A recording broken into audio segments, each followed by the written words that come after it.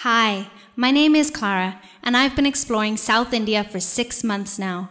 My journey has led me to the vibrant city of Fort Kochi, a place I have longed to explore, and have heard so many incredible stories from fellow tourists and natives to South India.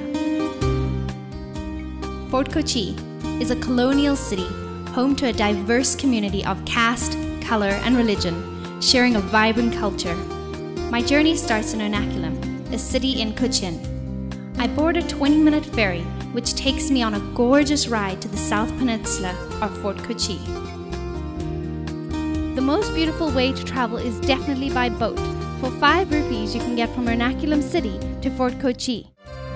To get a better view of the shoreline, I am told to take a 5-minute ferry to Vaipeen Island, which is only 100 meters away. The beach has a clear view of Fort Kochi, and I could admire the well-preserved traditional Chinese fishing nets and see all the fishermen at work.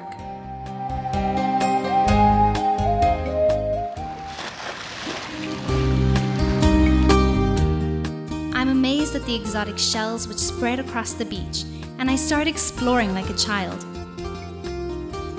The local fishermen see my love for shells and find me some really large shells which still have crabs living inside of them. I was so excited to take these shells home with me until I found that there were still hermit crabs living inside. I decided that instead of taking these shells home, I would leave them here for the hermit crabs to live in, and I would take photographs to take home to my friends and family.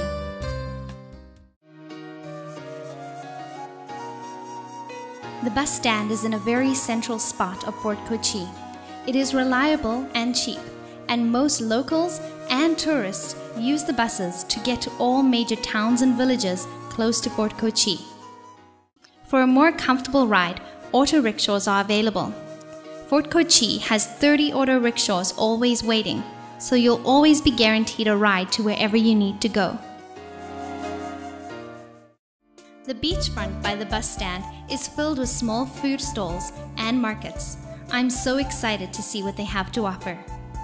The fruit stand is so colorful, and the smells of each fruit draws me in to admire the vast selection. A new quest for me is trying sweet beta.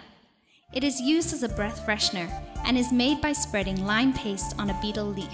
Coconut, candy, fennel, and rose petal jam are added and wrapped up. Sometimes men will add tobacco to their beta. As I walk, I find a man from Tamil Nadu. He is making hair combs out of a buffalo horn. He uses his feet to hold the horn as he meticulously carves and cuts the horn into various shapes of animals. It takes him 1 full day to make 1 comb. The combs vary in price from 200 rupees to 1,000 rupees, depending on the figurine. For the dedicated shopper, there are many food stalls ready to provide delicious appetizers. I see a man preparing vegetable samosas, and he gave me an opportunity to make my own. He showed me how to fold the dough into a cup, fill it with a vegetable masala, and seal it with an oil paste.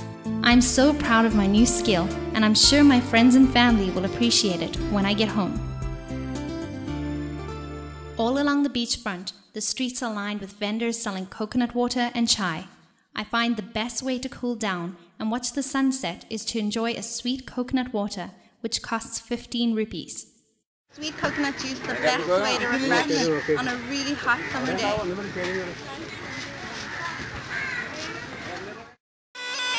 You can't come to India and not see a snake charmer. There are 3 cobras! And with much hesitation and reluctance, I convince myself to watch from across the street.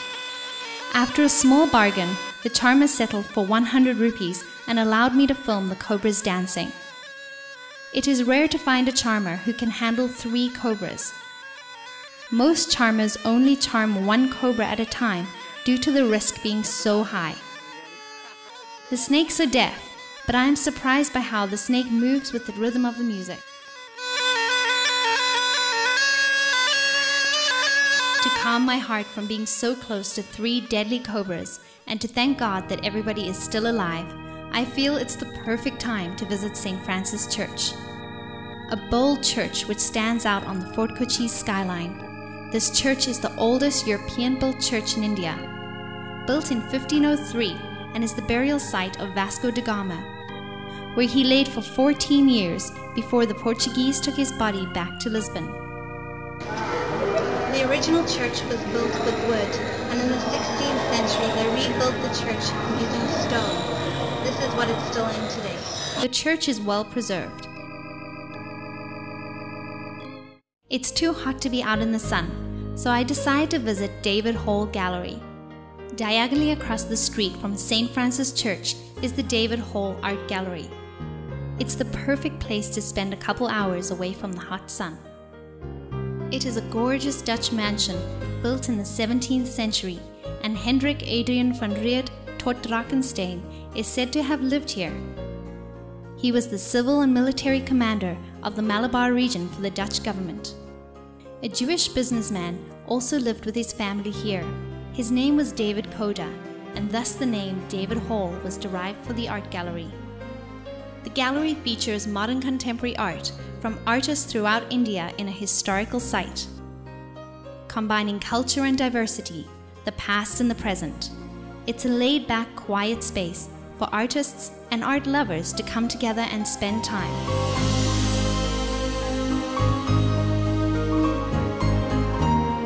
The gardens are reputable for their beauty and for being so well kept.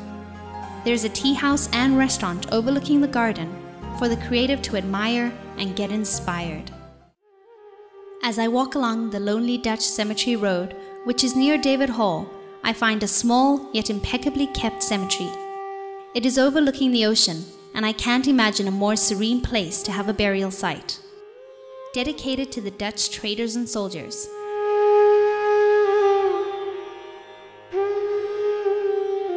And the gates were locked to preserve and respect the souls that rest in peace here. Just before sunset, I make my way to the beach. There used to be a fort which was said to be the first sight seen when traders arrived at Kochi. Thus the name Fort Kochi was given. Now there is one remaining pillar left, which can be seen during low tide as the waves pass over it, a beautiful reminder of the historic past. Families are gathered on the beach to swim and enjoy the sunset. The traditional Chinese fishing nets are bold and beautiful, spread across the shoreline. The designs of these nets were brought to India from China by traders, and this method is still used today for fishing. The first thought that comes to mind to any tourist when you say Fort Kochi are the Chinese fishing nets. The nets run along both sides of the shipping channel, which is the mouth to the Arabian Sea. I join the local fishermen to learn how these extremely large contraptions work. They require 4 to 6 fishermen to operate as the counterweight of stone boulders, which weigh between 700 to 900 kilos. They lift the nets only during high tide and do it up to 120 times per day. They invite me to try, and before we begin, a short prayer is said for a good catch. An incredible variety of fish is available for seafood lovers. Everything from king prawns, tiger prawns, butterfish, red snapper, tuna, swordfish, and even shark. The fish markets offer to prepare and cook the fish for you in any style you desire, and they have tables and chairs along the streets which serve as an open-air restaurant. It is mesmerizing to watch the sun set, lined with silhouettes of Chinese fishing nets.